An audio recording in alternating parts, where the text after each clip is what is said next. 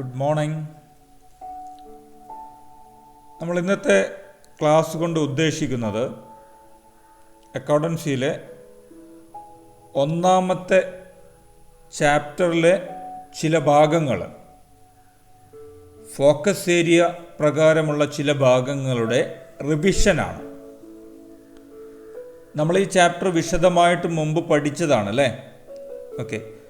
അപ്പോൾ ഈ റിവിഷനിലൂടെ നമ്മൾ പഠിച്ച കാര്യങ്ങൾ ഓർത്തെടുക്കാൻ ശ്രമിക്കുകയാണ്, പൂർണ്ണമായ രീതിയിൽ പഠിക്കാനും ശ്രമിക്കുകയാണ് അല്ലേ? ഓക്കെ. ഒന്നാമത്തെ ചാപ്റ്ററിൽ ഇൻട്രൊഡക്ഷൻ ടു അക്കൗണ്ടിങ് എന്ന് പറയുന്ന ഈ ചാപ്റ്ററിൽ നമ്മൾ ആദ്യം പഠിച്ചതും മനസ്സിലാക്കിയതും മീനിങ് ഓഫ് അക്കൗണ്ടിങ് ആണ് അല്ലേ? What do you mean by accounting? It can be defined as the process of identifying, measuring, recording and communicating. Very important, right? 4 process അല്ലെങ്കിൽ 4 ഫങ്ഷൻസ് പറഞ്ഞുകൊണ്ടാണ് ഡെഫിനിഷൻ തുടങ്ങുന്നത് അല്ലേ? അക്കൗണ്ടിങ് എന്ന് പറയുന്നത് പ്രോസസ്സാണ്, ഒരു പ്രക്രിയയാണ് അല്ലേ? എന്തെല്ലാം പ്രവർത്തനങ്ങളാണ് അതിലുള്ളത്? Identifying, measuring, recording and communicating. Identify എന്ന് പറഞ്ഞാൽ കണ്ടെത്തുന്നു അല്ലേ? മെഷറിങ് എന്ന് പറഞ്ഞാൽ അളക്കുന്നു, കണ്ടെത്തിയത് അളക്കുന്നു, പണത്തിൻ്റെ അടിസ്ഥാനത്തിൽ അളക്കുന്നു, അളന്ന് തിട്ടപ്പെടുത്തുന്നു. പിന്നീടോ അത് റെക്കോർഡ് ചെയ്യുന്നു അല്ലേ? രേഖപ്പെടുത്തി വെക്കുന്നു. എങ്ങനെയാണ് റെക്കോർഡ് ചെയ്യുക? ഇപ്പം നിങ്ങൾക്കറിയാം അല്ലേ? ജേണലും ലെഡ്ജറിലുമായിട്ട് അത് രേഖപ്പെടുത്തുന്നു. ആൻഡ് കമ്മ്യൂണിക്കേറ്റിംഗ്, ആശയവിനിമയം നടത്തുന്നു. ഓക്കെ. അപ്പോൾ ഐഡൻറ്റിഫൈ ചെയ്യുന്നു, കണ്ടെത്തുന്നു, മെഷർ ചെയ്യുന്നു, റെക്കോർഡ് ചെയ്യുന്നു. എന്ത്? അതാണ് അടുത്ത സെൻറ്റൻസിൽ പറയുന്നത് അല്ലേ? The required information relating to economic events of an organisation. Organisation എന്ന് പറയുന്നത് എന്താണ്? സ്ഥാപനങ്ങൾ, ബിസിനസ് സ്ഥാപനങ്ങൾ അല്ലേ? ഒരു ബിസിനസ് സ്ഥാപനത്തിൻ്റെ എക്കണോമിക് ഇവൻറ്റ്സ് എന്ന് പറയുമ്പോൾ സാമ്പത്തിക സംഭവങ്ങൾ അല്ലെങ്കിൽ സാമ്പത്തിക കാര്യങ്ങൾ അല്ലേ? ഓക്കെ. അതുമായി ബന്ധപ്പെട്ട റിക്വയർഡ് ഇൻഫർമേഷൻ, പ്രധാനപ്പെട്ട വിവരങ്ങൾ, ആവശ്യമുള്ള വിവരങ്ങൾ അല്ലേ? അപ്പോൾ ഒരു സ്ഥാപനത്തിൻ്റെ സാമ്പത്തിക കാര്യങ്ങളുമായി ബന്ധപ്പെട്ട ആവശ്യമുള്ള വിവരങ്ങൾ എന്ന് പറയുമ്പോൾ അതിനെയാണ് നമ്മൾ എന്ത് പറയുന്നത്? സാമ്പത്തിക ഇടപാടുകൾ എന്ന് പറയുന്നത് അല്ലേ? ഓക്കെ. സോ ഒരു ബിസിനസ് സ്ഥാപനത്തിൻ്റെ സാമ്പത്തിക കാര്യങ്ങളുമായി ബന്ധപ്പെട്ട പ്രധാനപ്പെട്ട വിവരങ്ങൾ ഐഡൻറ്റിഫൈ ചെയ്യുന്നു, കണ്ടെത്തുന്നു, ദെൻ മെഷർ ചെയ്യുന്നു, അത് അളക്കുന്നു, പണത്തിൻ്റെ അടിസ്ഥാനത്തിൽ എത്ര രൂപയുടേതാണെന്ന് അളക്കുന്നു. ദെൻ അതിനുശേഷം റെക്കോർഡ് ചെയ്യുന്നു, ജേണലിലും ലെഡ്ജറുമായിട്ട് റെക്കോർഡ് ചെയ്യുന്നു. അത് കഴിഞ്ഞിട്ട് കമ്മ്യൂണിക്കേറ്റിംഗ്, ആശയവിനിമയം നടത്തുന്നു അല്ലേ? വേറൊരാളിലേക്ക് വിവരങ്ങൾ എത്തിക്കുന്നതിനെയാണ് നമ്മളെന്ത് പറയുന്നത്? കമ്മ്യൂണിക്കേഷൻ അല്ലെങ്കിൽ ആശയവിനിമയം നടത്തുന്നത് എന്ന് പറയുന്നത് അല്ലേ? ഓക്കെ. ആർക്ക്? To the interested users of such information. Interested users എന്ന് പറയുമ്പോൾ താല്പര്യമുള്ള ഉപയോക്താക്കൾ അല്ലേ? അത് ഉപയോഗിക്കുന്ന ആൾക്കാരെയാണ് യൂസേഴ്സ് എന്ന് പറയാം. ഓക്കെ. താല്പര്യമുള്ള ഉപയോക്താക്കളിലേക്ക് അത് ആശയവിനിമയം നടത്തുകയും ചെയ്യുന്ന പ്രവർത്തനത്തെയാണ് നമ്മളെന്ത് പറയുന്നത്? അക്കൗണ്ടിങ് എന്ന് പറയുന്നത്. ഓക്കെ. അപ്പോൾ ഇവിടെ സാമ്പത്തിക ഇടപാടുകൾ കണ്ടെത്തുന്നു, അളക്കുന്നു, അത് രേഖപ്പെടുത്തുന്നു. അതിനുശേഷം അതിൽ നിന്ന് ലഭ്യമാകുന്ന വിവരങ്ങൾ അതാവശ്യമുള്ള ആൾക്കാരിലേക്ക് എത്തിക്കുകയും ചെയ്യുന്നു. സോ ഒരു സ്ഥാപനത്തിൻ്റെ സാമ്പത്തിക കാര്യങ്ങളുമായി ബന്ധപ്പെട്ട പ്രധാനപ്പെട്ട വിവരങ്ങൾ കണ്ടെത്തുകയും അളക്കുകയും രേഖപ്പെടുത്തി വെക്കുകയും ദെൻ ആ വിവരങ്ങൾ താല്പര്യമുള്ള ആൾക്കാരിലേക്ക് ആശയവിനിമയം നടത്തുകയും ചെയ്യുന്ന പ്രവർത്തനമാണ് അക്കൗണ്ടിങ്. ഓക്കെ. അപ്പോൾ ഇവിടെ പ്രധാനപ്പെട്ട ഒരു ഫംഗ്ഷനാണ് കമ്മ്യൂണിക്കേറ്റിംഗ് എന്ന് പറയുന്നത് അല്ലേ? ഈ ഡെഫിനിഷനിൽ അക്കൗണ്ടിങ്ങിൻ്റെ പ്രവർത്തനങ്ങൾ ഏതൊക്കെയാണ്, ഫങ്ഷൻസ് ഏതൊക്കെയാണെന്ന് ചോദിച്ചാൽ 4 ഫങ്ഷൻസ് പറയുന്നുണ്ട് അല്ലേ? ഏതൊക്കെയാണ്? Identifying, measuring, recording and communicating അല്ലേ? ആ രൂപത്തിൽ പഠിക്കണം നിങ്ങൾ. ഒരു പക്ഷേ പരീക്ഷയ്ക്ക് അക്കൗണ്ടിങ്ങിൻ്റെ ഫങ്ഷൻസ് ഏതൊക്കെയാണെന്ന് ചോദിക്കാൻ സാധ്യതയുണ്ട്.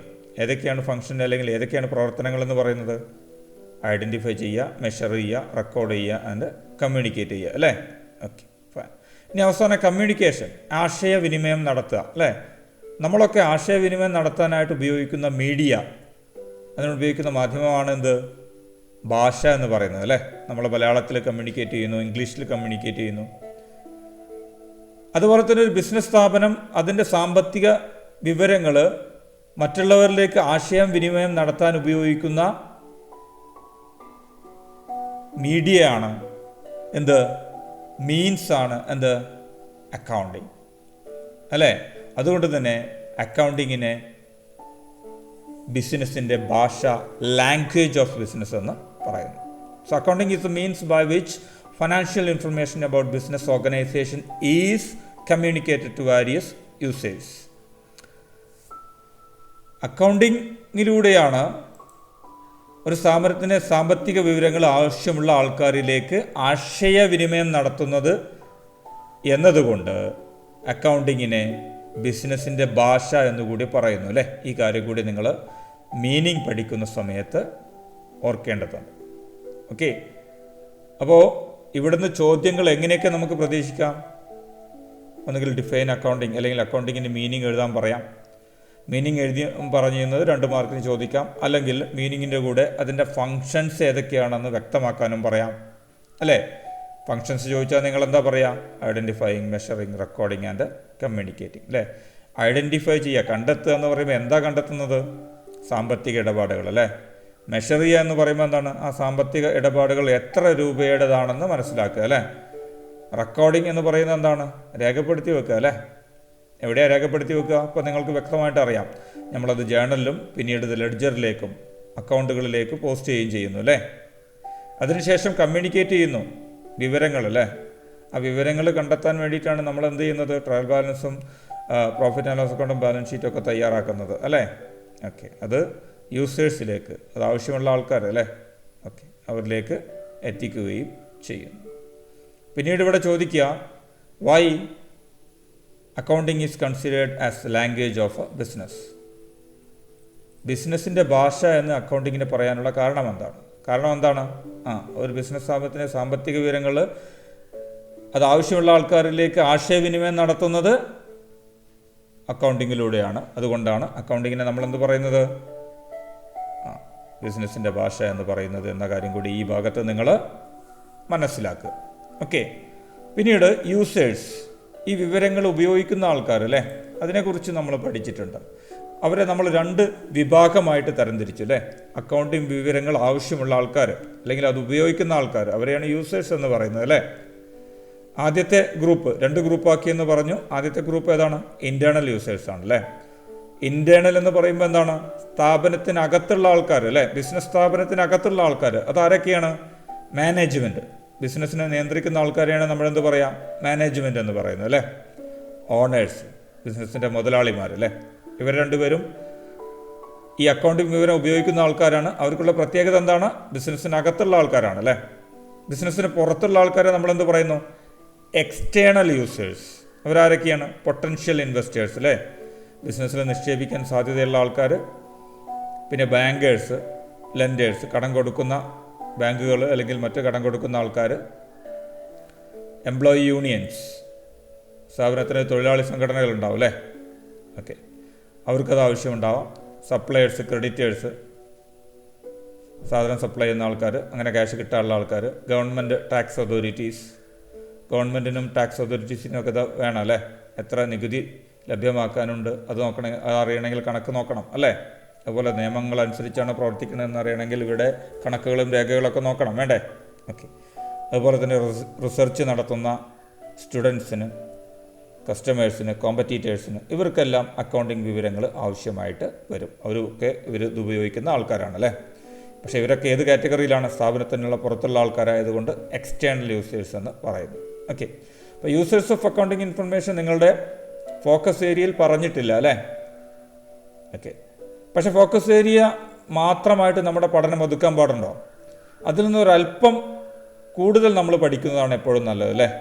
എന്തിനാണത്? അപ്പോഴേ നിങ്ങൾക്ക് ഫുൾ മാർക്ക് ഉറപ്പിക്കാൻ പറ്റുകയുള്ളൂ. ഒരല്പം കൂടുതൽ അല്ലേ. ഓക്കെ, അപ്പോൾ ഈ കാര്യങ്ങളൊക്കെ ഒന്ന് ജസ്റ്റ് മനസ്സിലാക്കി വെക്കുക. 2 തരത്തിലുള്ള യൂസേഴ്സ് ഉണ്ട്, ഇൻറ്റേർണൽ ആണെന്നും എക്സ്റ്റേണൽ ആണെന്നും അല്ലേ. ഇത് പഠിക്കാനും എളുപ്പമാണ്. എങ്ങനെ പഠിച്ചാൽ മതി? ഇൻറ്റേർണൽ യൂസേഴ്സ് 2 ആൾക്കാരാണ്, മാനേജ്മെൻറ്റും ഓണേഴ്സ് അല്ലേ. അപ്പോൾ ബാക്കിയുള്ള ആൾക്കാരെല്ലാം ആരാണ്? എക്സ്റ്റേണൽ യൂസേഴ്സാണ്. വളരെ എളുപ്പത്തിൽ നിങ്ങൾക്ക് പഠിക്കാവുന്ന ഏരിയ ആയതുകൊണ്ട് ഈ ഭാഗം കൂടി ഒന്ന് നിങ്ങളൊന്ന് ഓർത്ത് വെക്കുക. Okay, fine. പിന്നീട് നമ്മൾ ഈ ഏരിയയിൽ പഠിച്ച കാര്യം ഏറ്റവും പ്രധാനപ്പെട്ട ഭാഗമാണ്. നിങ്ങൾക്ക് പരീക്ഷയ്ക്ക് ഷുവർ ക്വസ്റ്റ്യൻ എന്ന വിഭാഗത്തിൽ ഉൾപ്പെടുത്താവുന്ന ഭാഗമാണ്. എന്താണത്? Objectives of account. ഞാൻ ചില കാര്യങ്ങൾ ഷുവറാണ് എന്ന് നിങ്ങളോട് പല സമയത്ത് പറയാറുണ്ട് അല്ലേ. ഈ ഭാഗങ്ങളൊക്കെ നിങ്ങൾ നോട്ട്ബുക്കിൽ അടയാളപ്പെടുത്തി നന്നായിട്ട് പഠിക്കാൻ ശ്രമിക്കുക. ഇനി അക്കൗണ്ടിങ്ങിൻ്റെ ലക്ഷ്യങ്ങൾ എന്തൊക്കെയാണ്? എന്തൊക്കെ കാര്യത്തിന് വേണ്ടിയിട്ടാണ് നമ്മൾ അക്കൗണ്ടിങ് ചെയ്യുന്നത്? എന്തൊക്കെ നേടാനായിട്ടാണ് നമ്മൾ അക്കൗണ്ടിങ് ചെയ്യുന്നത് അല്ലേ? ആദ്യത്തെ ലക്ഷ്യം എന്താണ്? To maintain the records of the business. ബിസിനസ്സിൻ്റെ കണക്കുകളും രേഖകളും സൂക്ഷിക്കുക എന്നുള്ളത്. Calculation of profit or loss, ലാഭനഷ്ടം കണക്കാക്കുക. Depiction of a financial position of the business. Depict ചെയ്യുക എന്ന് പറയുമ്പോൾ ഷോ ചെയ്യുക, കാണിക്കുക എന്നുള്ള അർത്ഥമാണ് അല്ലേ. എന്ത് കാണിക്കുക? സാമ്പത്തിക സ്ഥിതി അല്ലേ. ഇതെങ്ങനെയാണ് കാണിക്കുക എന്നൊക്കെ നമ്മൾ മനസ്സിലാക്കി ബാലൻസ് ഷീറ്റ് തയ്യാറാക്കും അല്ലേ. പ്രോഫിറ്റ് ആൻഡ് ലോസ് ഒക്കെ എങ്ങനെ കണ്ടെത്തുക? Trading and profit and loss account തയ്യാറാക്കിയിട്ട് അല്ലേ. ഓക്കെ, അപ്പോൾ ഇതൊക്കെ പഠിച്ച് നിങ്ങളെ മനസ്സിൽ ഓർത്ത് വെക്കാൻ വളരെ എളുപ്പമുള്ള കാര്യമാണ് അല്ലേ. ഇനി അവസാനത്തെ ലക്ഷ്യം എന്ന് പറയുന്നത് എന്താണ്? ഈ ലാഭനഷ്ടവും സാമ്പത്തിക സ്ഥിതിയൊന്നും കണ്ടെത്തി നമ്മുടെ കയ്യിൽ വെച്ചിട്ട് കാര്യമില്ല. എന്ത് ചെയ്യണം? Providing accounting information to users. Accounting വിവരങ്ങൾ ആവശ്യമുള്ള ആൾക്കാരിലേക്ക് എത്തിക്കുക. ഓക്കെ, ഈ 4 ഒബ്ജക്റ്റീവ്സ് ഓഫ് അക്കൗണ്ടിങ്. അക്കൗണ്ടിങ്ങിൻ്റെ ലക്ഷ്യങ്ങൾ. അക്കൗണ്ടിങ് പ്രവർത്തനം ചെയ്യുന്നത് ഈ കാര്യങ്ങളൊക്കെ നേടാൻ വേണ്ടിയിട്ടാണ്. ഓക്കെ, അത് നിങ്ങൾ നന്നായിട്ട് പഠിക്കുക. ഏതൊക്കെയാണ് ലക്ഷ്യങ്ങൾ? ബിസിനസ്സിൻ്റെ കണക്കുകളും രേഖകളും സൂക്ഷിക്കുക, ലാഭവും നഷ്ടവും കണക്കാക്കുക, ബിസിനസ്സിൻ്റെ സാമ്പത്തിക സ്ഥിതി കാണിക്കുക, വിവിധ അക്കൗണ്ടിങ് വിവരങ്ങൾ ആവശ്യമുള്ളവർക്ക് നൽകുക. അപ്പോൾ ഇത് റിവിഷൻ കഴിയുന്നതോടുകൂടി ഈ ഭാഗങ്ങളെല്ലാം നന്നായി പഠിച്ചു എന്ന് നിങ്ങൾ ഉറപ്പുവരുത്തുക. ഇനി നമുക്കിവിടെ ഫോക്കസ് ഏരിയ പ്രകാരം പഠിക്കാനുള്ള അടുത്ത ഭാഗം എന്ന് പറയുന്നത് qualitative characteristics of accounting information. ഗുണപരമായ സവിശേഷത എന്തിൻ്റെ? അക്കൗണ്ടിങ് വിവരങ്ങൾ അല്ലേ. നമ്മൾ അക്കൗണ്ടിങ് വിവരങ്ങൾ ആവശ്യമുള്ള ആൾക്കാരിലേക്ക് കൊടുക്കുമ്പോൾ അതിന് ചില ഗുണങ്ങളുണ്ടായിരിക്കണം, ക്വാളിറ്റീസ് ഉണ്ടായിരിക്കണം അല്ലേ. അതിനെക്കുറിച്ചാണ് നിങ്ങൾ പറയുന്നത്. നിങ്ങൾ വെറുതെ കുറച്ച് ഇൻഫർമേഷൻ കൊടുത്താൽ പോരാ. ആ ഇൻഫർമേഷൻ എങ്ങനെയുള്ളതായിരിക്കണം? 4 ക്വാളിറ്റീസ്, 4 ഗുണങ്ങൾ അതിനുണ്ടായിരിക്കണം. ആദ്യത്തെ ഗുണമെന്ന് പറയുന്നത് റിലയബിലിറ്റിയാണ്. അതിന് വിശ്വാസ്യത ഉണ്ടാവണം അല്ലേ. എപ്പോഴാണ് വിശ്വാസ്യത ഉണ്ടാവുക? നിങ്ങൾ കൊടുത്ത കണക്കുകൾ കൃത്യമായിരിക്കണം. കൃത്യമാവുന്ന എപ്പോഴാണ്? അതിൽ തെറ്റുകളും തെറ്റിദ്ധാരണകളും ഇല്ലാതിരിക്കും അല്ലേ. Information should be free from errors and bias. തെറ്റുകളിൽ നിന്നും തെറ്റിദ്ധാരണകളിൽ അടിസ്ഥാനത്തിൽ ചെയ്യുന്ന കാര്യങ്ങളിൽ നിന്നും അത് മുക്തമായിരിക്കണം, ഇല്ലാതിരിക്കണം. ഫ്രീ ഫ്രം എന്ന് പറയുമ്പോൾ മുക്തമാവുക അല്ലേ, ഇല്ലാതിരിക്കണം. അപ്പോൾ തെറ്റുകളും തെറ്റിദ്ധാരണകളൊക്കെ ഇല്ലാതിരിക്കുമ്പോൾ അക്കൗണ്ടിങ് ഇൻഫർമേഷൻ എന്തുണ്ടാവും? റിലയബിലിറ്റി ഉണ്ടാകും. അടുത്തത് റെലവൻസ് ആണ്, പ്രസക്തി അല്ലേ. എപ്പോഴാണ് പ്രസക്തി ഉണ്ടാവുക? ഏതൊരു കാര്യത്തിനും പ്രസക്തി ഉണ്ടാകുന്നത് അത് ആവശ്യമുള്ള സമയത്ത് കിട്ടുക എന്നുള്ളതാണ്. Information must be available in time. കൃത്യസമയത്ത് എപ്പോഴാണോ യൂസർക്ക് ആവശ്യമുള്ളത് അപ്പോൾ കൊടുക്കണം അല്ലേ. അല്ലാതെ ഇപ്പോൾ ചോദിച്ചിട്ട് ഒരാഴ്ച കഴിഞ്ഞിട്ട് കൊടുത്തിട്ട് കാര്യമുണ്ടോ? ഇല്ല. ഇപ്പോൾ കൊടുത്തിട്ട് അപ്പോൾ തന്നെ അത്, ഇപ്പോൾ ഒരാൾ ഒരു ഇൻഫർമേഷൻ ചോദിച്ചിട്ട് ഉടൻ തന്നെ അത് കൊടുക്കാൻ പറ്റുമ്പോൾ നമുക്ക് പറയാൻ പറ്റും ആ ഇൻഫർമേഷൻ എന്തുണ്ട്? പ്രസക്തി ഉണ്ട്. പിന്നീട് അണ്ടർസ്റ്റാൻഡബിൾ ആവണം അല്ലേ. നമ്മൾ ഇൻഫർമേഷൻ കൊടുത്തു, പക്ഷേ കൊടുത്ത ആൾക്കത് മനസ്സിലായില്ലെങ്കിലോ? അപ്പോൾ അണ്ടർസ്റ്റാൻഡബിലിറ്റി ഇല്ല. ഓക്കെ, സോ ഇൻഫർമേഷൻ അണ്ടർസ്റ്റാൻഡബിൾ ആവണമെങ്കിൽ അത് സിമ്പിളായിട്ട് അണ്ടർസ്റ്റാൻഡബിളായിട്ട് നൽകണം അല്ലേ. അപ്പോൾ അത് കൊടുക്കുന്ന ആൾക്ക് എളുപ്പത്തിൽ മനസ്സിലാവുന്ന രൂപത്തിൽ സിമ്പിൾ ആൻഡ് അണ്ടർസ്റ്റാൻഡബിൾ ആയിട്ട് നൽകണം. ദെൻ ലാസ്റ്റ് ക്വാളിറ്റി ആയിട്ട് പറയുന്നത് കമ്പയറബിൾ ആയിരിക്കണം അല്ലേ. Information should be comparable with other firms and with other periods. Comparability അല്ലെങ്കിൽ കമ്പയറബിൾ എന്ന് പറഞ്ഞാൽ എന്താണ് ഉദ്ദേശിക്കുന്നത്? താരതമ്യം ചെയ്യാൻ പറ്റണം അല്ലേ. എന്തുമായിട്ട് താരതമ്യം ചെയ്യാൻ പറ്റണം? നമ്മുടെ കണക്കും നമ്മൾ കൊടുത്ത ഇൻഫർമേഷനും അത് മറ്റുള്ള സ്ഥാപനത്തിൻ്റെ ഇൻഫർമേഷനുമായിട്ടും അല്ലെങ്കിൽ നമ്മുടെ സ്ഥാപനത്തിൻ്റെ തന്നെ മുൻ വർഷങ്ങളിലെ വിവരങ്ങളുമായിട്ട് എന്ത് ചെയ്യണം പറ്റണം? താരതമ്യം ചെയ്യാൻ പറ്റുന്ന രൂപത്തിലായിരിക്കണം നൽകേണ്ടത് അല്ലേ. അങ്ങനെ താരതമ്യം പഠനം എപ്പോഴാണ് നടത്താൻ പറ്റുക? നമ്മൾ കണക്കുകൾ എഴുതുമ്പോൾ എല്ലാവരും ഒരേ രൂപത്തിൽ എഴുതുകയാണെങ്കിൽ താരതമ്യം ചെയ്യാൻ പറ്റും അല്ലേ. വ്യത്യസ്ത രീതിയിൽ കണക്ക് എഴുതിയാലോ? അത് പറ്റില്ല അല്ലേ. ഓക്കെ, അപ്പോൾ നമ്മൾ കൊടുക്കുന്ന ഇൻഫർമേഷൻ എല്ലാവരും കൊടുക്കുന്ന അതേ രീതിയിൽ തന്നെ നമ്മളും കൊടുക്കണം അല്ലേ. ഓക്കെ, അപ്പോഴേ നമുക്ക് നമ്മുടെ സ്ഥാപനത്തിൻ്റെ മുൻ വർഷങ്ങളിലെ ഇൻഫർമേഷനുമായിട്ടും അല്ലെങ്കിൽ മറ്റുള്ള സ്ഥാപനങ്ങളുടെ വിവരങ്ങളുമായിട്ടൊക്കെ നമുക്ക് എന്ത് ചെയ്യാൻ പറ്റുള്ളൂ, താരതമ്യം ചെയ്യാൻ പറ്റുകയുള്ളൂ. അപ്പോൾ ഈ 4 ക്വാളിറ്റീസ് വെരി ഇമ്പോർട്ടൻറ്റ്. ഒബ്ജക്റ്റീവ്സ് പറഞ്ഞ പോലെ തന്നെ നിങ്ങളുടെ പരീക്ഷയ്ക്കുള്ള ഒരു ഷുവർ ക്വസ്റ്റ്യനാണ്. 1 വേർഡായിട്ടും ചോദിക്കാം, 4 മാർക്കിന് തിയറി ആയിട്ടൊക്കെ ചോദിക്കാം അല്ലേ. ഓക്കെ, ഇതും നിങ്ങൾ നന്നായിട്ട് പഠിക്കുക. ഓക്കെ, അപ്പോൾ 4 ക്വാളിറ്റേറ്റീവ് ക്യാരക്ടറിസ്റ്റിക്കാണ് നമ്മൾ പറഞ്ഞത്. ആദ്യത്തേത് റിലയബിലിറ്റിയാണ്, അത് വിശ്വാസ്യത. അപ്പോൾ അക്കൗണ്ടിങ് വിവരങ്ങൾ തെറ്റുകൾ ഉണ്ടായില്ലെങ്കിൽ നമുക്ക് വിശ്വാസ്യത, റിലയബിലിറ്റി ഉണ്ടെന്ന് പറയാം. രണ്ടാമത്തെ റെലവൻസ് ആണ്, അതായത് അക്കൗണ്ടിങ് വിവരങ്ങൾ കൃത്യസമയത്ത് ലഭ്യമാക്കണം. അണ്ടർസ്റ്റാൻഡബിൾ ആണ്, അപ്പോൾ എളുപ്പമുള്ളതും മനസ്സിലാക്കാൻ പറ്റുന്ന രൂപത്തിലുമായിരിക്കണം വിവരങ്ങൾ നൽകേണ്ടത്. കമ്പയറബിൾ, മറ്റുള്ള സ്ഥാപനങ്ങളുടെ വിവരങ്ങളുമായും അതുപോലെ തന്നെ സ്ഥാപനത്തിൻ്റെ മുൻ വർഷങ്ങളിലെ വിവരങ്ങളുമായും താരതമ്യം ചെയ്യാൻ സാധിക്കണം. ഓക്കെ, ഈ 4 ക്വാളിറ്റീസ് നമ്മൾ നൽകുന്ന അക്കൗണ്ടിങ് ഇൻഫർമേഷൻ ഉണ്ടായിരിക്കണമെന്ന് നമ്മൾ മനസ്സിലാക്കി. ഓക്കെ, ഇതിനുശേഷം നമ്മൾ ഒരു കാര്യം കൂടി പഠിച്ചു, അത് ഫോക്കസ് ഏരിയയിൽ പറഞ്ഞിട്ടില്ല അല്ലേ. എന്താണ്? അക്കൗണ്ടിങ്ങിൻ്റെ ബ്രാഞ്ചസ്, ശാഖകൾ അല്ലേ. എത്ര ശാഖകളുണ്ട്? 3 അല്ലേ. ഏതൊക്കെയാണ്? ഫിനാൻഷ്യൽ അക്കൗണ്ടിങ്, അതാണ് ഇപ്പോൾ നമ്മൾ പഠിക്കുന്ന അക്കൗണ്ടിങ് അല്ലേ. അതെന്തിനുള്ള അക്കൗണ്ടിങ് ആണ്? ലാഭനഷ്ടം കാണാനും സാമ്പത്തിക സ്ഥിതി കാണാനും വേണ്ടിയിട്ട് കണക്കെഴുതുന്നു അല്ലേ. വർഷാവസാനം നമ്മൾ അത് രണ്ടുമാണ് കണക്കാക്കുന്നത് അല്ലേ. ഓക്കെ, പിന്നീട് രണ്ടാമത്തേത് കോസ്റ്റ് അക്കൗണ്ടിങ് ആണ് അല്ലേ. ഓക്കെ, കോസ്റ്റ് അക്കൗണ്ടിങ് എന്തിനു വേണ്ടിയിട്ടുള്ളതാണ്?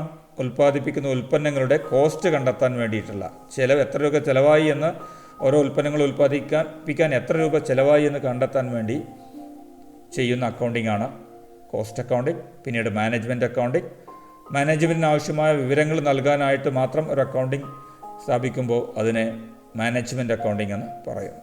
ഓക്കെ, ഈ ഭാഗം ഫോക്കസ് ഏരിയയിൽ ഉൾപ്പെടുത്തിയിട്ടില്ലെങ്കിൽ പോലും പഠിക്കാൻ പറ്റുന്ന കുട്ടികൾ അത് പഠിക്കാൻ ശ്രമിക്കുക. Okay, fine. അപ്പോൾ ഇത്രയും കാര്യങ്ങളാണ് നമ്മൾ ഈ ചാപ്റ്ററിലെ ആദ്യ ഭാഗത്ത് പഠിച്ചത് അല്ലേ. ദെൻ ഇൻട്രൊഡക്ഷൻ ടു അക്കൗണ്ടിങ് കഴിഞ്ഞിട്ട് ഈ ചാപ്റ്ററിൽ തന്നെ നമ്മൾ വേറൊരു ഭാഗം പഠിക്കുന്നുണ്ട്. അതെന്താണ്? ബേസിക് ടേംസ് ഇൻ അക്കൗണ്ടിങ്, അക്കൗണ്ടിങ്ങിലെ ചില അടിസ്ഥാന പദങ്ങൾ അല്ലേ. ഓക്കെ, അപ്പോൾ അത് മുഴുവനും നമ്മൾ ഇന്നത്തെ ക്ലാസ്സിൽ ഡിസ്കസ് ചെയ്യുന്നില്ല. പ്രധാനപ്പെട്ട 2 കാര്യങ്ങൾ നമ്മളിന്ന് ഡിസ്കസ് ചെയ്യണം. ഏതിൽ? Basic terms in accounting. അക്കൗണ്ടിങ്ങിൽ പഠിക്കുമ്പോൾ നമ്മൾ അറിഞ്ഞിരിക്കേണ്ട ചില അടിസ്ഥാന പദങ്ങൾ അല്ലേ. അതിൽ പ്രധാനപ്പെട്ട 2 പദങ്ങൾ, ആദ്യത്തേത് അസറ്റ്സ് ആണ് അല്ലേ. ഇപ്പോൾ നിങ്ങൾക്കറിയാം ഈ കാര്യങ്ങളൊക്കെ വിശദമായിട്ട്. ബാലൻസ് ഷീറ്റും ഒക്കെ തയ്യാറാക്കുമ്പോൾ അസറ്റുകളും കറണ്ട് അസറ്റും നോൺ കറണ്ട് അസറ്റൊക്കെ നിങ്ങൾ വ്യക്തമായിട്ട് മനസ്സിലാക്കി അല്ലേ. ഓക്കെ, നമുക്കൊന്നുകൂടി അതൊന്ന് ഓർത്തെടുക്കാം. അസറ്റ്സ്, എന്താ അസറ്റ് എന്ന് പറയുന്നത്? Assets are items of value used by a business in its operations. ഒരു സ്ഥാപനം അതിൻ്റെ പ്രവർത്തനത്തിനായിട്ട് ഉപയോഗിക്കുന്ന വിലയുള്ള വസ്തുക്കളെയാണ് നമ്മൾ എന്ത് പറയുന്നത്? അസറ്റ്സ് എന്ന് പറയുന്നത് അല്ലേ. ഐറ്റംസ് ഓഫ് വാല്യൂ, അവിടെയാണ് അതിന് പ്രാധാന്യം അല്ലേ. വിലയുള്ള വസ്തുക്കൾ. ഒരു സ്ഥാപനം, ഏതൊരു ബിസിനസ് സ്ഥാപനമാകുമ്പം അതിൻ്റെ പ്രവർത്തനത്തിന് ഒരുപാട് കാര്യങ്ങൾ ആവശ്യമുണ്ടാവും അല്ലേ. അതിൽ വിലപിടിപ്പുള്ള വസ്തുക്കൾ ഉണ്ടെങ്കിൽ അതൊക്കെ എന്താണ്? അസറ്റാണ്. അതുകൊണ്ട് തന്നെ അതിനെ നമ്മൾ എക്കണോമിക് റിസോഴ്സ് അല്ലേ, സാമ്പത്തിക വിഭവങ്ങൾ എന്ന് പറയും. ഓക്കെ, ഇപ്പോൾ ഒരു ബിസിനസ് സ്ഥാപനമാകുമ്പോൾ അതിൻ്റെ ഫർണിച്ചർ, വാഹനങ്ങൾ, സ്റ്റോക്ക്, അത്തരത്തിൽ വിലപിടിപ്പുള്ള വസ്തുക്കളെ മൊത്തം നമ്മളെന്ത് പറയുന്നു? അസറ്റ്സ് എന്ന് പറയുന്നു അല്ലേ. വളരെ എളുപ്പമായിട്ട് നമുക്ക് പഠിക്കാം. ഈ അസറ്റ്സിനെ 2 വിഭാഗമായിട്ട് തരംതിരിച്ചിട്ടുണ്ട്, കറണ്ട് അസറ്റും നോൺ കറണ്ട് അസറ്റ്സും. എന്തിനാണ് കറണ്ട് അസറ്റ്സ് എന്ന് പറയുന്നത്? Assets which are converted into cash within a short period. വളരെ ചുരുങ്ങിയ കാലത്തിനുള്ളിൽ ക്യാഷാക്കി മാറ്റുന്ന അസറ്റുകളെ കറണ്ട് അസറ്റ് എന്ന് പറയുന്നു. ചുരുങ്ങിയ കാലാവധി എന്ന് പറയുന്നത് എന്താണ്? 1 വർഷം അല്ലേ. ഓക്കെ, അപ്പോൾ 1 വർഷത്തിനുള്ളിൽ ക്യാഷാക്കി മാറ്റാൻ പറ്റുന്ന അസറ്റുകളാണെങ്കിൽ അതെല്ലാം എന്താണ്? കറണ്ട് അസറ്റാണ് അല്ലേ. അതിന് ഉദാഹരണമൊക്കെ നമ്മൾ വിശദമായിട്ട് പഠിച്ചിട്ടുണ്ട്. ഏതൊക്കെയാണ്? Cash balance, bank balance, debtors, bills receivable, stock അല്ലെങ്കിൽ ഇൻവെൻ്ററി. ഇതുകൂടാതെ അഡ്ജസ്റ്റ്മെൻറ്റ് പഠിച്ചപ്പോൾ 2 ഐറ്റം കൂടി നമ്മൾ പഠിച്ചു. ഏതൊക്കെയാണ്? പ്രീപെയ്ഡ് എക്സ്പെൻസുകളും അക്രൂഡ് ഇൻകവും അല്ലേ. Okay, fine. ഇനി നോൺ കറണ്ട് അസറ്റ്സ് അല്ലേ, അതായത് കറണ്ട് അല്ലാത്തവ, അതിനെ നമ്മൾ ഫിക്സഡ് അസറ്റ് എന്ന് പറയും അല്ലേ. അതെങ്ങനെ നമുക്ക് എക്സ്പ്ലെയിൻ ചെയ്യാൻ പറ്റുക? Assets which are used for A long period. ബിസിനസ്സിൽ ഒരുപാട് കാലം ഉപയോഗിക്കുന്ന അസറ്റുകളാണെങ്കിൽ അത് നോൺ കറണ്ട് അല്ലെങ്കിൽ ഫിക്സഡ് അസറ്റുകളാണ് അല്ലേ. അപ്പോൾ ഒരുപാട് കാലം എന്ന് പറയുമ്പോൾ കാലാവധി എങ്ങനെയാണ്? മോർ ദാൻ എ ഇയർ, ഒരു വർഷത്തിൽ കൂടുതൽ അല്ലേ. ഓക്കെ, അപ്പോൾ പെട്ടെന്ന് ക്യാഷാക്കി മാറ്റുന്ന അസറ്റുകൾ കറണ്ട് അസറ്റും ഒരുപാട് കാലം ബിസിനസ്സിൽ ഉപയോഗിക്കുന്ന അസറ്റുകൾ നോൺ കറണ്ട് അസറ്റുകളാണ് അല്ലേ. നോൺ കറണ്ട് അസറ്റുകൾ രണ്ട് രൂപത്തിലുണ്ട്. നോൺ കറണ്ട് അല്ലെങ്കിൽ ഫിക്സഡ് അസറ്റുകൾ രണ്ട് രൂപത്തിലുണ്ട്. ടാഞ്ചിബിൾ ഉണ്ട്, ഇൻടാഞ്ചിബിൾ ഉണ്ട് അല്ലേ. ടാഞ്ചിബിൾ എന്ന് പറയുന്നത് എന്താണ്? നമുക്ക് കാണാനും തൊട്ട് നോക്കാനൊക്കെ പറ്റുന്ന അസറ്റുകൾ. Furniture, plant and machinery, land and building, motor vehicles, computers, ഇതൊക്കെ ടാഞ്ചിബിൾ ആയിട്ടുള്ള ഫിക്സഡ് അസറ്റുകളാണ്. പിന്നീട് ഇൻടാഞ്ചിബിൾ അസറ്റ്, അത് അവകാശങ്ങളാണ് അല്ലേ. ഏതൊക്കെയാണ് അത്? Patent, trademark, copyright, goodwill പോലെയുള്ള ഇൻടാഞ്ചിബിൾ അസറ്റുകളുണ്ട് എന്ന് കൂടി നമ്മൾ മനസ്സിലാക്കി അല്ലേ. ഓക്കെ, അപ്പോൾ അസറ്റ്സ് എന്ന് പറയുന്നത് ബിസിനസ്സിൻ്റെ പ്രവർത്തനങ്ങൾക്കായി ഉപയോഗിക്കുന്ന വിലയുള്ള വസ്തുക്കളാണ്. അതിന് സാമ്പത്തിക വിഭവങ്ങൾ, എക്കണോമിക് റിസോഴ്സ് എന്ന് കൂടി പറയുന്നു. ചിലപ്പോൾ ഇങ്ങനെയാ പറയാം, economic resources of A business is called. അതുകൊണ്ടാണ് ഞാൻ ആ പദം അവിടെ ഒന്ന് വ്യക്തമായിട്ട് പറഞ്ഞിട്ടുള്ളത് അല്ലേ. ബിസിനസ്സിൻ്റെ എക്കണോമിക് റിസോഴ്സുകളെ എന്ത് പറയുന്നു? അതാണ് അസറ്റ് അല്ലേ. ഓക്കെ, ഈ അസറ്റുകളെ രണ്ടായി തരംതിരിക്കാം. കറണ്ട് അസറ്റ്, ചുരുങ്ങിയ കാലത്തിനുള്ളിൽ കാശാക്കി മാറ്റുന്ന അസറ്റുകളാണ്. ദെൻ ഫിക്സഡ് അസറ്റ് അല്ലേ, ദീർഘകാലം ബിസിനസ്സിൽ ഉപയോഗിക്കുന്ന അസറ്റുകളാണ്. ഫിക്സഡ് അസറ്റുകൾ ടാഞ്ചിബിളും ഉണ്ട്, ഇൻടാഞ്ചിബിളും ഉണ്ട് അല്ലേ. ഈ ഏരിയയിൽ നിങ്ങൾക്ക് ഒരുപാട് ചോദ്യങ്ങൾ പ്രതീക്ഷിക്കാം. എങ്ങനെയാണ് ഉണ്ടാവുക? ചിലപ്പോൾ കറണ്ട് അസറ്റ് എന്താണെന്ന് ചോദിക്കും. What you mean by current asset? Give 2 or 3 examples. അല്ലെങ്കിൽ what you mean by current liabilities? Give 2 or 3 examples അല്ലേ. അല്ലെങ്കിൽ what you mean by current non current assets? അതിൻ്റെ എക്സാമ്പിൾ പറയും. അല്ലെങ്കിൽ ചില ഐറ്റംസ് തന്നിട്ട് അത് കറണ്ട് അസറ്റും നോൺ കറണ്ട് അസറ്റുകളുമായിട്ടൊക്കെ ക്ലാസിഫൈ ചെയ്യാൻ പറയും അല്ലേ. അല്ലെങ്കിൽ അസറ്റ് എക്സ്പ്ലെയിൻ ചെയ്യാൻ പറഞ്ഞിട്ട് ഒരു 3 or 4 മാർക്കിന് ചോദിക്കാം അല്ലേ. അപ്പോൾ അസറ്റ് എന്താണെന്നും അത് 2 വിഭാഗത്തിലുണ്ട് എന്നൊക്കെ പറഞ്ഞിട്ട് നിങ്ങൾക്ക് വിവരിച്ചു കൊടുക്കാം അല്ലേ. ഈ രൂപത്തിലുള്ള ചോദ്യങ്ങളെല്ലാം ആൻസർ ചെയ്യാൻ പറ്റുന്ന രൂപത്തിലായിരിക്കണം നിങ്ങൾ ഈ ഭാഗങ്ങൾ പഠിക്കേണ്ടത്. ഓക്കെ, ഇതിന് ഉപയോഗം ഇവിടെ മാത്രമല്ല, ബാലൻസ് ഷീറ്റ് തയ്യാറാക്കുമ്പോഴും ഇത് നിങ്ങൾക്ക് ഉപകരിക്കുന്നൊരു കാര്യമാണ് അല്ലേ. ഓക്കെ, ഇനി നമുക്ക് രണ്ടാമത്തെ പ്രധാനപ്പെട്ട ടേം പഠിക്കാം. അതെന്താണ്? ലയബിലിറ്റിയാണ് അല്ലേ. ലയബിലിറ്റി എന്ന് പറയുന്നത് എന്താണ്? ബാധ്യത അല്ലേ. കൊടുത്തു തീർക്കാനുള്ള കടത്തെയാണ് നമ്മൾ ബാധ്യത എന്ന് പറയുന്നത് അല്ലേ. ഒബ്ലിഗേഷൻ ഓർ ഡെപ്റ്റ് which a business has to pay in future. ബാധ്യത അല്ലെങ്കിൽ കടം an enterprise has to pay in future. ഭാവിയിൽ കൊടുത്തു തീർക്കാനുള്ള കടത്തെയാണ് നമ്മളെന്ത് പറയുന്നത്? ലയബിലിറ്റി എന്ന് പറയുന്നത് അല്ലേ. വളരെ എളുപ്പമാണ്. ലയബിലിറ്റി എന്ന് പറയുന്നത് കടമാണെന്ന് മനസ്സിലോർത്താൽ മതി അല്ലേ. നമ്മൾ എന്തെങ്കിലുമൊക്കെ കൊടുത്തു തീർക്കാനുണ്ടെങ്കിൽ അതെന്താണ്? ബാധ്യതയാണ്. ആ ബാധ്യതയെ നമ്മൾ 2 വിഭാഗമായിട്ട് തരംതിരിച്ചു. കറണ്ട് ലയബിലിറ്റീസും നോൺ കറണ്ട് ലയബിലിറ്റീസും അല്ലേ. കറണ്ട് ലയബിലിറ്റി എന്ന് പറയുമ്പോൾ ഷോർട്ട് ടൈം എന്ന് പറയാറുണ്ട്. നോൺ കറണ്ട് എന്ന് പറയുമ്പോൾ ലോങ് ടൈം, ദീർഘകാലം, ഹ്രസ്വകാലം, ദീർഘകാലം അല്ലേ. ഓക്കെ, എന്താ കറണ്ട് ലയബിലിറ്റീസ്? കൊടുത്തു തീർക്കാനുള്ളതാണ് ബാധ്യത അല്ലേ. അപ്പോൾ പെട്ടെന്ന് കൊടുത്തു തീർക്കാനുള്ളതാണെങ്കിൽ അതെന്താണ്? കറണ്ട് ലയബിലിറ്റീസ് ആണ്. Current liabilities R payable within a short period. വളരെ ചുരുങ്ങിയ കാലത്തിനുള്ളിൽ കൊടുത്തു തീർക്കേണ്ടതാണ്. ചുരുങ്ങിയ കാലം എന്ന് പറയുന്നത് 1 വർഷമാണ് അല്ലേ. അപ്പോൾ അതിനുള്ള ഉദാഹരണങ്ങൾ എന്തൊക്കെയാണ്? Bank over draft, creditors, bill payable, അതുപോലുള്ള മറ്റ് ഷോർട്ട് ടൈം ലയബിലിറ്റീസ് അല്ലേ. ഇവിടെ നമ്മൾ അഡ്ജസ്റ്റ്മെൻറ്റ് പഠിച്ച സമയത്ത് 2 ഐറ്റം പഠിച്ചു. ഏതൊക്കെയാണ്? ഔട്ട്സ്റ്റാൻഡിങ് എക്സ്പെൻസുകളും കറണ്ട് ലയബിലിറ്റീസാണ്. അതുപോലെ തന്നെ ഇൻകം റിസീവ്ഡ് ഇൻ അഡ്വാൻസും ഈ കറണ്ട് ലയബിലിറ്റീസ് പെടുന്ന ഐറ്റമാണെന്ന് നമ്മൾ പഠിച്ചു അല്ലേ. ഓക്കെ, പിന്നീട് നോൺ കറണ്ട് ലയബിലിറ്റീസ് അല്ലേ. Liabilities payable after 1 year. 1 വർഷത്തിൽ കഴിഞ്ഞതിന് ശേഷം ആണ് നൽകേണ്ടത്. ആഫ്റ്റർ എ ലോങ് പീരിയഡ്, 1 വർഷത്തിന് ശേഷമാണ് നമ്മൾ ഈ ബാധ്യത കൊടുത്തു തീർക്കേണ്ടതെങ്കിൽ അതെന്താണ്? നോൺ കറണ്ട് ആണ് അല്ലേ, ലോങ് ടേം ആണ്. അപ്പോൾ ബാങ്ക് ലോൺ ആണ് സാധാരണയായിട്ട് നോൺ കറണ്ടായിട്ട് വരിക. പിന്നീട് ഡിബഞ്ചർ എന്ന് പറയുന്ന ഐറ്റം വരും. അതിപ്പോൾ ഇല്ല. നിങ്ങൾ കമ്പനിയുടെ അക്കൗണ്ടുകളൊക്കെ പഠിക്കുന്ന സമയത്ത് ഡിബഞ്ചർ, കടപ്പത്രം എന്ന് പറഞ്ഞ് ഒരുപക്ഷെ നിങ്ങൾ ബിസിനസ് സ്റ്റഡീസിൽ പഠിച്ചിട്ടുണ്ടാകും അല്ലേ. ഓക്കെ, നമ്മളെ സംബന്ധിച്ചോളം സാധാരണയായിട്ട് വരുന്ന നോൺ കറണ്ട് ലയബിലിറ്റി എന്ന് പറയുന്നത് എന്താണ്? ബാങ്ക് ലോണാണ്. ഓക്കെ, അപ്പോൾ ലയബിലിറ്റി എന്ന് പറഞ്ഞാൽ ബാധ്യതകളാണ്. ബിസിനസ് സ്ഥാപനം ഭാവിയിൽ കൊടുത്തു തീർക്കേണ്ട കടങ്ങളാണ് ഈ ബാധ്യതകൾ എന്ന് ഉദ്ദേശിക്കുന്നതെന്ന് നമ്മൾ മനസ്സിലാക്കി. ബാധ്യതകൾ 2 ആയിട്ട് തരംതിരിക്കാം. ഒന്ന് കറണ്ട് ലയബിലിറ്റീസ്, അത് ചുരുങ്ങിയ കാലത്തിനുള്ളിൽ, അതായത് 1 വർഷത്തിനുള്ളിൽ കൊടുത്തു തീർക്കേണ്ട ബാധ്യതകളാണ്. ലോങ് ടൈം ലയബിലിറ്റി എന്ന് പറയുമ്പോൾ ദീർഘകാലത്തിന് ശേഷം കൊടുത്തു തീർക്കേണ്ട ബാധ്യതകളാണ്. ദീർഘകാലം എന്ന് പറയുന്നത് 1 വർഷത്തിന് ശേഷം കൊടുത്തു തീർക്കേണ്ട ബാധ്യതകളാണെങ്കിൽ അത് ലോങ് ടൈം ലയബിലിറ്റീസാണ്. ഓക്കെ, അപ്പോൾ ഇത്രയും കാര്യങ്ങൾ നിങ്ങൾ നന്നായിട്ട് പഠിക്കുക. പരീക്ഷയ്ക്ക് ഈ ചോദ്യങ്ങളുണ്ടായാൽ ഒട്ടും സമയം വേസ്റ്റ് ചെയ്യാതെ പെട്ടെന്ന് എഴുതാൻ പറ്റുന്ന രൂപത്തിൽ വേണം ഈ കാര്യങ്ങൾ നിങ്ങൾ പഠിക്കാൻ. ഓക്കെ, അപ്പോൾ നിങ്ങൾ എത്രത്തോളം പഠിച്ചു എന്ന് മനസ്സിലാക്കാനായിട്ട് ചില പ്രാക്ടീസ് ക്വസ്റ്റ്യൻസ് ഞാനിവിടെ കൊടുത്തിട്ടുണ്ട്. ഇതിന് ആൻസർ എഴുതിയിട്ട് നാളത്തെ ഡിസ്കഷൻ ക്ലാസ്സിന് മുമ്പായിട്ട് എനിക്ക് സബ്മിറ്റ് ചെയ്യാം. ആദ്യത്തേത്, the feature of accounting that States accounting information must be free from bias and errors is. ഏത് അക്കൗണ്ടിങ് സ്വഭാവമാണ് അക്കൗണ്ടിങ് ഇൻഫർമേഷന് തെറ്റുകളിൽ നിന്നും തെറ്റിദ്ധാരണകളിൽ നിന്നും മുക്തമായിരിക്കണമെന്ന് സൂചിപ്പിക്കുന്നത്? രണ്ടാമത്തത്, find the odd one from the given users of accounting information. താഴെ കൊടുക്കുന്നതിൽ ഒറ്റപ്പെട്ട് കിടക്കുന്നത് ആരാണ്? താഴെ കൊടുത്തിരിക്കുന്ന കുറച്ച് യൂസേഴ്സാണല്ലേ, അക്കൗണ്ടിങ് വിവരങ്ങൾ ഉപയോഗിക്കുന്ന കുറേ യൂസേഴ്സിൻ്റെ പേര് കൊടുത്തിട്ടുണ്ട്. അതിൽ ഒറ്റപ്പെട്ട് കിടക്കുന്നത് ആരാണെന്ന് കണ്ടെത്താനാണ്. മൂന്നാമത്തെ ചോദ്യം, calculate the value of current assets and non current assets. അവിടെ ചില ഐറ്റംസ് കൊടുത്തിട്ടുണ്ട്. ആ ഐറ്റംസിൻ്റെ അടിസ്ഥാനത്തിൽ കറണ്ട് അസറ്റ്സിൻ്റെ വാല്യൂ എത്രയുണ്ടെന്നും നോൺ കറണ്ട് അസറ്റ്സിൻ്റെ വാല്യൂ എത്രയുണ്ടെന്നും കണ്ടെത്താൻ പറയാം. അപ്പോൾ നിങ്ങൾ എന്ത് ചെയ്യണം? ആദ്യം കറണ്ട് അസറ്റ് എന്ന് പറയുന്ന ഹെഡിങ് കൊടുത്തിട്ട് ഇതിലെ കറണ്ട് അസറ്റുകളെല്ലാം എഴുതി അതിൻ്റെ ടോട്ടൽ എടുക്കുക. പിന്നീട് നോൺ കറണ്ട് അസറ്റ് അല്ലെങ്കിൽ ഫിക്സഡ് അസറ്റ് എന്ന് പറയുന്ന ഹെഡിങ് കൊടുത്തിട്ട് ഇതിലെ ഫിക്സഡ് അസറ്റുകളെല്ലാം എഴുതിയിട്ട് ടോട്ടൽ എടുക്കുക. ഓക്കെ, ഇത്തരത്തിലുള്ള ചോദ്യം നിങ്ങൾക്ക് പ്രതീക്ഷിക്കാവുന്നതാണ്. നാലാമത്തെ ചോദ്യം, classify the following into current liabilities and current assets. അവിടെ കുറച്ച് ഐറ്റംസ് കൊടുത്തിട്ടുണ്ട്. അതിനെ കറണ്ട് ലയബിലിറ്റീസ് ആയിട്ടും കറണ്ട് അസറ്റായിട്ടും തരംതിരിക്കാനും പറഞ്ഞിട്ടുണ്ട്.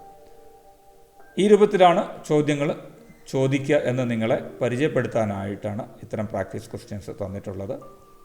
ഓക്കെ, കൂടുതൽ കാര്യങ്ങളും കൂടുതൽ ചോദ്യങ്ങളും നമ്മൾ നാളെയുള്ള ഡിസ്കഷൻ ക്ലാസ്സിൽ എക്സ്പ്ലെയിൻ ചെയ്യുന്നതാണ്. Until then, it's bye from me. Have a nice day. Thank you.